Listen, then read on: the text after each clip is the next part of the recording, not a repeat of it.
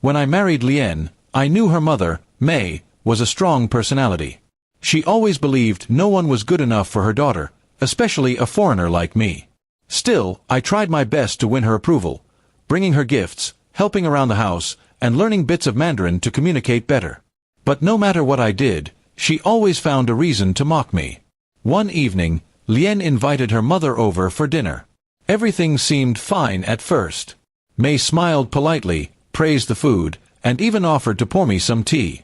But as the night went on, she began speaking rapidly in Chinese, pointing at me and chuckling with her phone pointed my way. I didn't react immediately. She thought I didn't understand. But over the years, I had learned more of the language than she realized. Her words cut deep. She was mocking my job, saying Lien could have married a real man with money, not someone who fixes computers for a living. She laughed about how I was lucky to have a wife who tolerated me.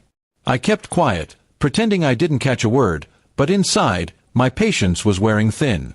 Later that night, after they both went to bed, I noticed May's phone left charging on the counter. I shouldn't have, but curiosity got the better of me. I opened her recent videos. There it was, a clip of her mocking me during dinner, filmed secretly, captioned in Chinese, "Look at my daughter's poor husband."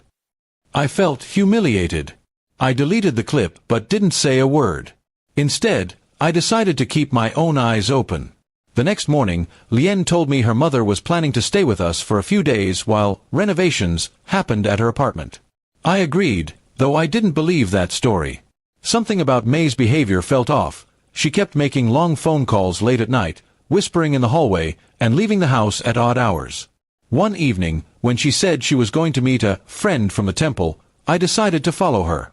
She took a cab across town to a small restaurant. I parked nearby and waited. A few minutes later, I saw a man approach her, not a friend, but someone she hugged tightly and kissed before they went inside. My jaw dropped. This was the same woman who judged me for not being respectable. I quietly took photos, not for revenge, but to have proof. I didn't want to accuse her blindly. When I returned home, she was already back, pretending to be tired and saintly. I played it cool. The next morning at breakfast, she mocked my Chinese pronunciation again, laughing with Lien as if I were a child.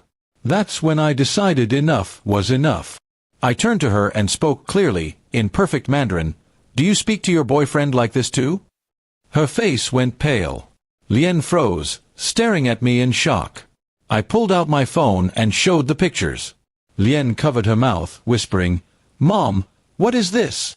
May stammered, trying to deny it, but the evidence was undeniable. She said it was just a friend, yet her tone cracked with guilt. Lien was furious, not just because of the affair, but because her mother had spent years judging others while hiding her own betrayal. The argument that followed was explosive. May tried to turn it on me, saying I had invaded her privacy, but Lien silenced her. "You humiliated my husband, filmed him, and lied to both of us," she said through tears. May grabbed her things and stormed out, but her power over our marriage ended that day. For the first time, Lien looked at me with real remorse. She apologized for letting her mother treat me that way and promised things would change. I believed her, but I also knew trust takes time to rebuild. I didn't need revenge. The truth had spoken for itself. A few weeks later, we received word that May's lover's wife had discovered the affair. Everything came crashing down for her. The perfect image she'd built was gone. She called Lien, crying for forgiveness, but Lien refused to answer. That night, as we sat quietly on the balcony, Lien took my hand. "You were right about her," she whispered. "I should have defended you." I nodded, not out of pride, but because I knew we'd both learned something painful yet necessary. From that day on, our marriage slowly healed. The bitterness her mother had planted between us began to fade. And though I'll never forget the humiliation of that dinner, I found peace knowing the truth always reveals itself, even to those who think they can hide behind laughter and lies.